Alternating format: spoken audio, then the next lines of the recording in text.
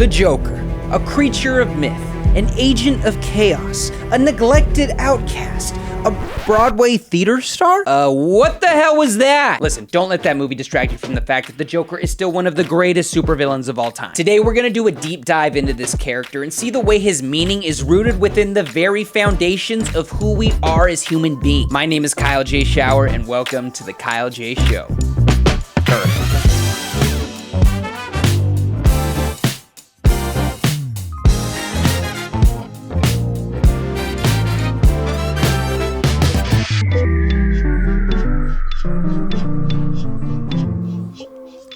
So I plan to put this video out to capitalize on all the hype of the new Joker movie that was just released. But man, that did not go as planned. The movie flopped. Hard. I mean, I'm not a big musical person to begin with, but damn, I don't even know what to say. I love the idea of introducing Harley Quinn and putting the Joker on trial like that, but man, they did not execute. But hey, I'm not here to be a movie critic, I'm a meaning critic. And despite the box office failure that it was, the Joker is still one of the most interesting, iconic characters of all time and carries a lot more depth than you might realize. Today, we aren't just gonna look at one movie, we're gonna look at all the major cinematic appearances and break down the meaning of the character Joker itself. I wanna emphasize that I'm just gonna be doing the Joker we've seen on the big screen. So Mark Hamill fans, I'm sorry, but I won't be commenting on the Joker from the cartoon or really any other TV show or video game adaptation. I just did a video on The Boys and broke down what it means to be a superhero. Have you watched it yet?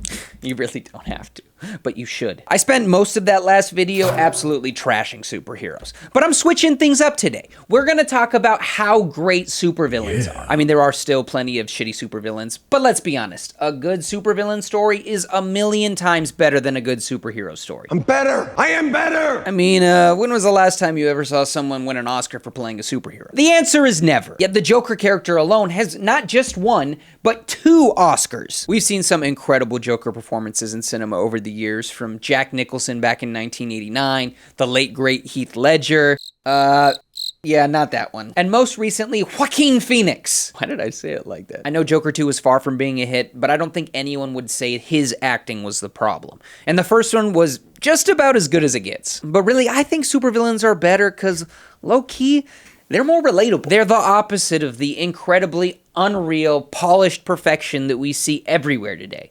Their flaws make them feel actually human and much more real. A good supervillain backstory shows how they're super traumatized. And if there's one thing in this world that we all have in common, it's that we all have trauma. When we see the raw, the dark sides of reality portrayed in these characters, it shows us a very real part of us. And that's one of the biggest reasons the Joker is so great. He stands out amongst the rest in the ways that he represents one of the most fundamental aspects of our existence. He shows us what humanity can become when we don't deal with the darkest parts of ourselves. There's a little bit of Joker in all of us, and unfortunately, it's a part that we're often too afraid to look at. Oh, but we're gonna look at that bitch today. So let's start by looking at how characters like the Joker have been a part of our story since the very beginning. Joker has been with Batman since the very first Batman comic ever released back in 1940. Originally, his origin story was that he fell into a vat of acid that disfigured him with a permanent smile, white skin, and green hair. The only place we really see this origin story in the movies is the 1989 Batman, while the modern Batman movies take a more realistic spin on his origin. The original inspiration for this character was a combination of the 1928 movie The Man Who Laughs, where one of the characters has a permanent smile, and then also the Joker card in a deck of playing cards. Looks like the Joker jizzed all over my set. You can see a figure with similar features called the Fool in a tarot card deck. And actually, check this out. Right here. Wow. Yeah, that's why I wore this shirt today, but it's on the back. You dumbass! Most obviously, it resembles jesters in the medieval era, or even today with things like clowns. All of these things are examples of an archetypal character known as the Trickster. The Trickster is a type of character that you can find universally in stories all around the world since the beginning of time. That's basically what it means to be an archetype. Archetypes are an observed pattern in reality. And in this case, all the examples we've discussed have this pattern in their appearance, but the trickster archetype is more about a pattern of personality. This character is usually one that pushes boundaries, is unconventional, spontaneous, highly creative, humorous, witty, and every other adjective you can think of in that realm of things. You can see it in the ancient world with characters like Loki in Norse mythology, Briar Rabbit in African mythology, or the coyote in Native American mythology. Like I said, they can be found all around the world, and they all come in different forms, shapes, and sizes. Today, you can even see this archetype in pop culture with characters like Deadpool, Beetlejuice, or Jack Sparrow. Oh, and of course, the Joker. Now, even though some of these guys are adored by many, this character often gets a bad rep. Carnival clowns are one of the best examples of the trickster archetype, and they're commonly used to scare people in horror movies. The trickster is set apart from all other characters in its unique relationship to chaos. While most of us avoid chaos, the trickster embraces it. It's not afraid to explore the realms of the unknown, the unfamiliar, and all the other chaotic parts of reality that we don't like to face on a regular basis. For most people, that in itself is scary. We don't like chaos, and so it makes sense why we take something like a carnival clown with its abnormal appearance and wacky mannerisms and place it into the realm of horror. But things like clowns have been around since the very beginning of time because our very existence is dependent on people like the trickster who are willing to step into the realm of chaos. I mean, what is consciousness? Is it not born out of the very act of taking that which is chaotic and bringing it into order? Does consciousness not emerge at the border of order and chaos? The very border on which the trickster resides? You are blind as shit. I don't know, that's what a guy named Eric Newman, who wrote a massive book called The Origins and History of Consciousness, said, but it's 2024, what the f do academics know? The trickster's role is to reveal the unconscious parts of ourselves to make them conscious. For example, jesters in the medieval court were allowed to say anything. Like they could straight up mock the king and queen and they'd get away with it because that was their role. They were supposed to look at people in society and call us out on our bullshit without fear of repercussion. In our modern world, comedians play a somewhat similar role. You know, behind every joke is a little bit of truth, and a good comic can humorously communicate some of the hidden, harsher truths of reality. We need people like this in society, and we need a little bit of it in ourselves as well. They help us look at things differently and create the possibility of producing healthy, necessary growth. There's a lot of benefits to the way the trickster exposes us to the realm of chaos. And to take away some of the unfair negative associations with the word chaos,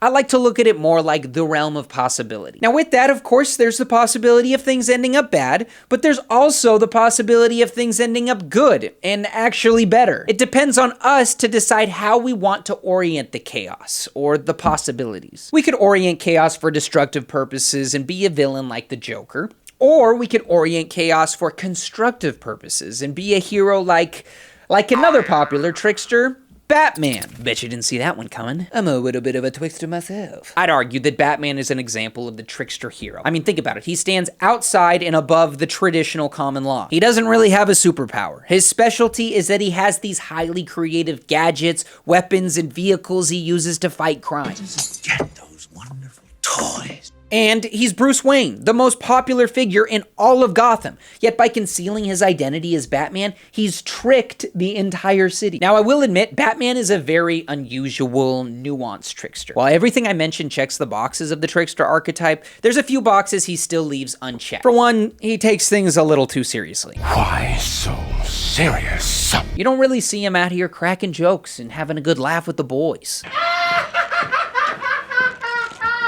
And while he stands outside of traditional order, he still has his own personal order he lives by that protects him from realizing certain chaotic parts of reality. You ever dance with the devil in the pale moonlight? Batman is a trickster hero, but he's a very flawed trickster hero. He's flawed in the way that he refuses to confront parts of the chaos within himself and society. And all these parts he chooses to neglect end up manifesting itself in the evil shadow figure of the Joker. I want to take this analysis of the Joker another step further and show that along with representing the negative side of the trickster archetype, he also represents something called the shadow. The shadow is a concept originally laid out by acclaimed psychologist Carl Jung. In fact, I probably should have mentioned him earlier because he's put out some of the most brilliant and extensive work on archetypes and its effects on human behavior. But when it comes to this concept of the shadow, Jung explains it as that hidden, repressed, and for the most part inferior, guilt-laden personality whose ultimate ultimate ramifications reach back into the realm of our animal ancestors. You know, the realm of chaos. In other words, the shadow is all that stuff that we've shoved way to the back of the mind. We've shoved it so far back that most of us aren't even conscious of it anymore. After years and years of doing psychotherapy, Jung found that eventually this shadow would come out in people, and when it did, it wasn't pretty. He observed this would happen not just in individuals, but also in the collective. The same way we all have our own personal parts of ourselves that are hidden and repressed, societies also have parts of them that are hidden and repressed. When it comes to the Joker we see in movies, we get some of the best examples of the way this shadow works and manifests in both the collective and the individual. For a breakdown of the collective shadow, we can look at Christopher Nolan's masterpiece, The Dark Knight. I want to start with this one because it's a bit more abstract and a little complicated. Christopher Nolan's Batman movies were revolutionary in the way they incorporated the superhero genre into a more real-life setting, yet there still remains so much about it that goes beyond anything we'd see in real life. You know, the premise is still about a guy that dresses up as a bat, teams up with local police with absolutely no certifications, and fights crime. There's an element to this story that I would call mythological. The Joker in this movie is depicted very much like a creature out of myth. He kind of just appears out of nowhere. There's no explanation for his existence. We don't even get any kind of concrete backstory that explains his motivation. Every time he tells the story about how he got his scars, he tells a different story. You wanna know how I got these scars? We don't even get like that typical supervillain thing where they idiotically lay out their entire master plan. He has no laid out plans. Do I really look like a guy with a plan? He's just this figure that exists and acts.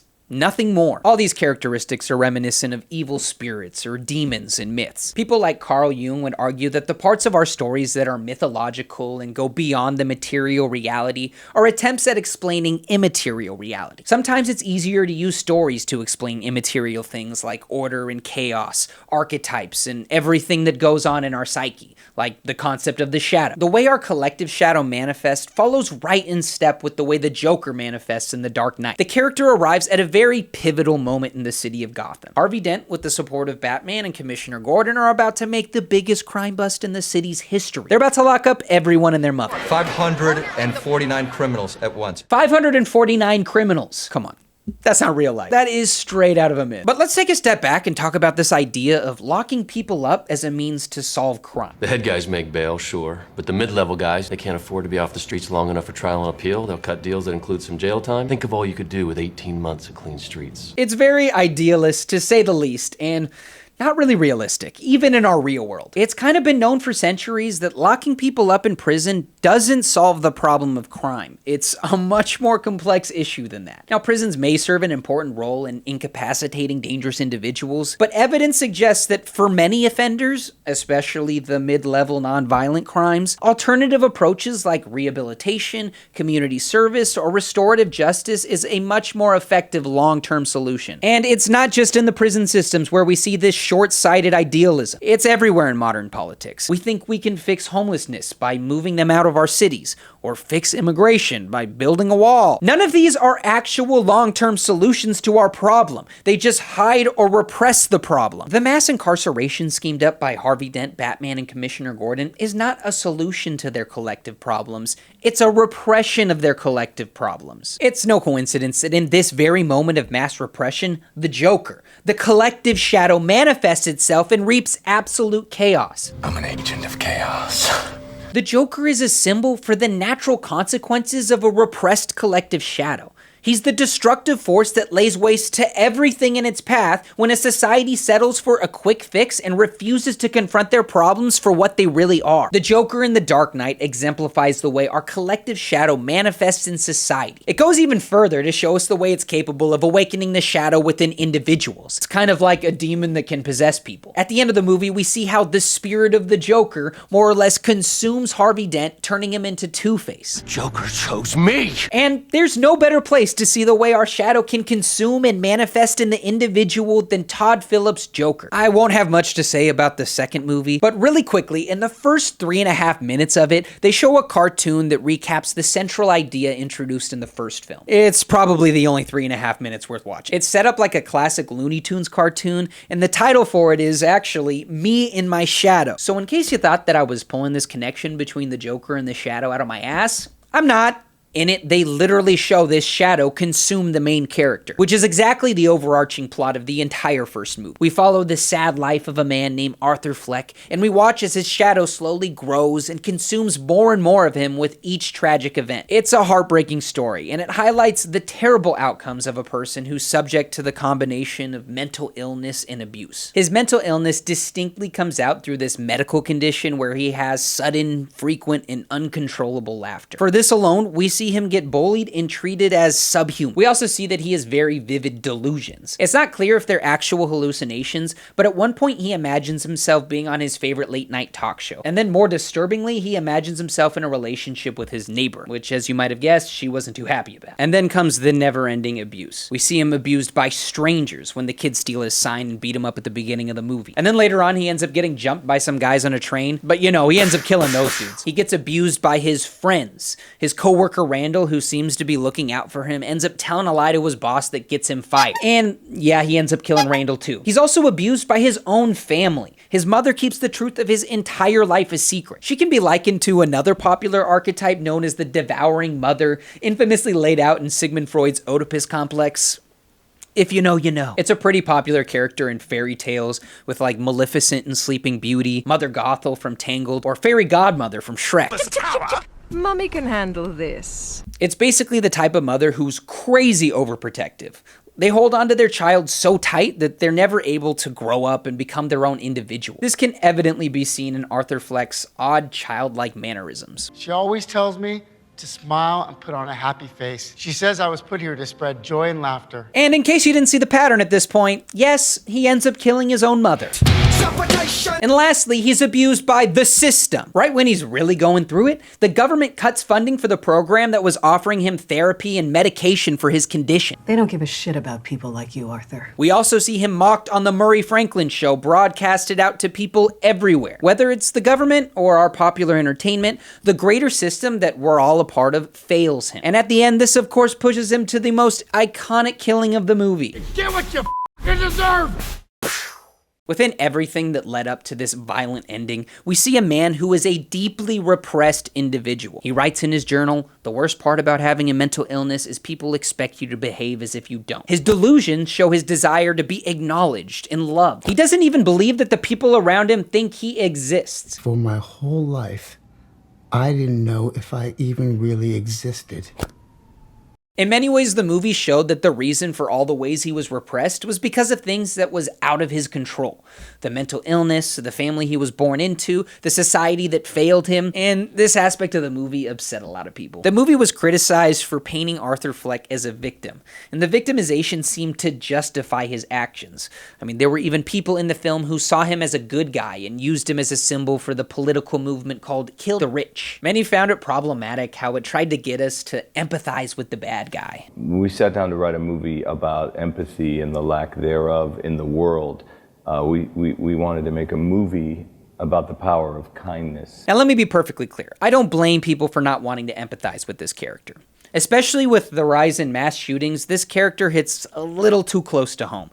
If you have personal experiences or trauma dealing with this, I don't think you're a bad person or doing anything wrong by not accepting this message. I would say, though, that people like Arthur do exist, and I really believe that if we want to see fewer people violently lashing out in the real world, things like empathy and kindness can have a life-changing impact. Kind of like what we talked about with prison systems, punishing people typically doesn't lead to a genuine change of heart. I don't know, I'm speculating, but maybe if Arthur was met with genuine empathy and kindness at literally any point in the story, things might have ended up differently for him. The movie is a great example of the way our collective shadow can impact our individual shadows. They feed on one another. Arthur was an outcast who was exactly the type of person that was ignored, avoided, and repressed by the collective, which ultimately led to his own individual repression. In Joker 2, they tried to dive deeper into the collective and individual shadow and how they interact, and they even responded to the critics who felt like they were justifying the Joker's actions. And they actually brought up a few important aspects of the Shadow the first failed to recognize. Unfortunately, the message was so poorly executed that it just didn't hit home for anyone. And it's sad because I actually like this concept a lot. Arthur Fleck is put on trial to basically decide whether or not this Joker figure is an external force that he has no control over, or if it's something internal that's a part of who he actually is. It concludes with him outing himself and admitting on the stand that the killings were truly a conscious action of his own,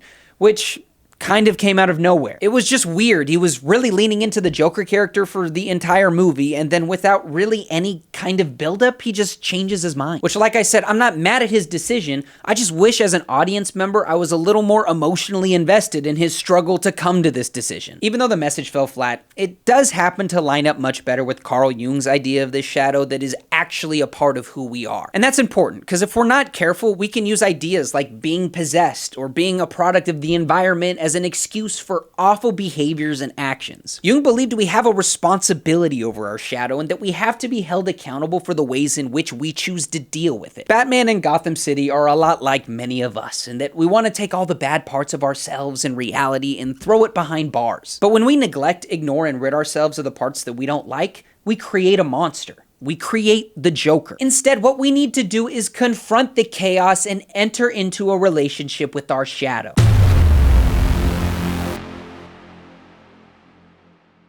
Have you ever noticed that in every movie, Batman and Joker always have a very unique relationship? There's always some weird way in which they're connected to each other. In the 1989 Batman movie, Batman and Joker kind of create each other. Batman is who drops Jack Napier into the vat of acid that creates the Joker, and then later it's revealed that Jack Napier was the one who killed Batman's parents, which is the event that led to creating Batman. You made me, remember? You killed my parents. I made you. Me first. In The Dark Knight, the relationship is a bit more abstract, but Joker comes out as a consequence of Batman's actions. You can't have all that order without bringing out chaos. You know, they're kind of like yin and yang. You complete me. And then in Todd Phillips' Joker, Arthur Fleck believes that Thomas Wayne is his father, which would make Batman and Joker related by blood. The reason why Batman and Joker are always shown to have this kind of relationship is because it's a story that represents the relationship between us and our shadow. And although each of these movies I mentioned are great examples of this, I've saved the best example for last. I've been holding on to this one the entire time because, in my opinion, it's the best Batman movie ever made.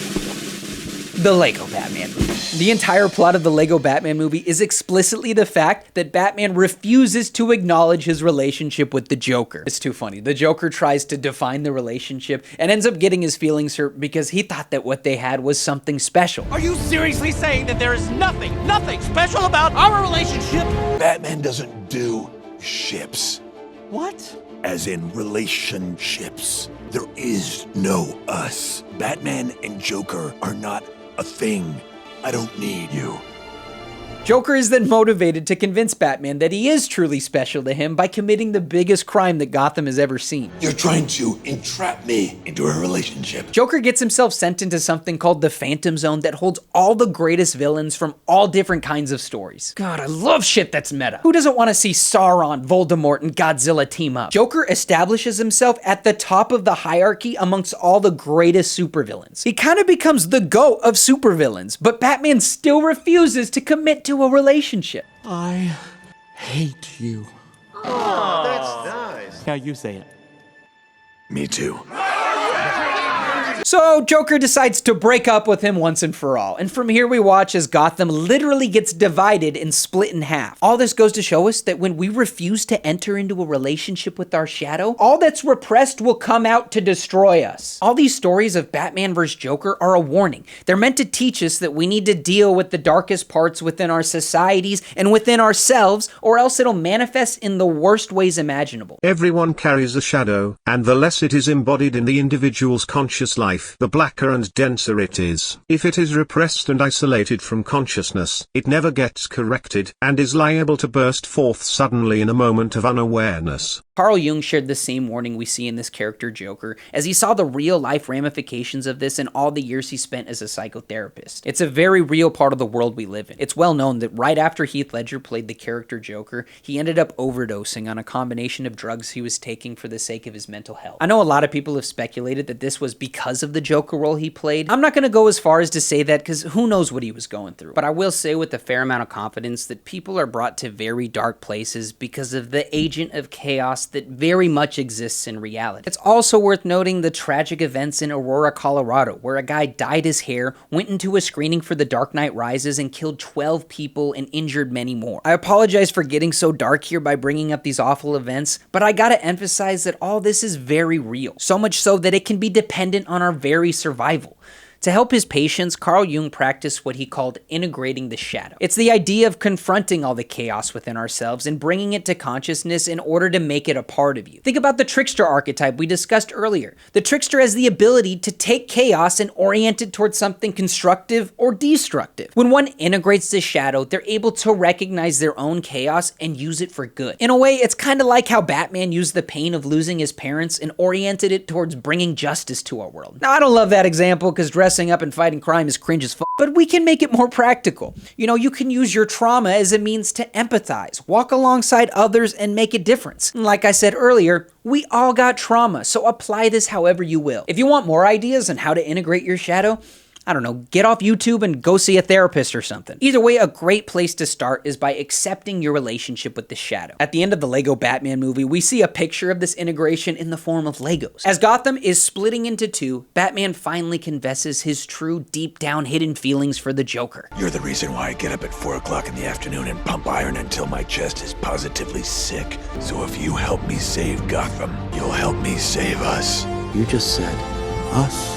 Batman and Joker link arms, and with the help of the entire city, they're able to bring it back together and make it whole. This once again depicts the famous words of Carl Jung, who said, "There is no light without shadow, and no psychic wholeness without imperfection." All right, we're gonna end it with that. Please don't forget to like, subscribe, hit the bell, and as always, thank you so much for watching.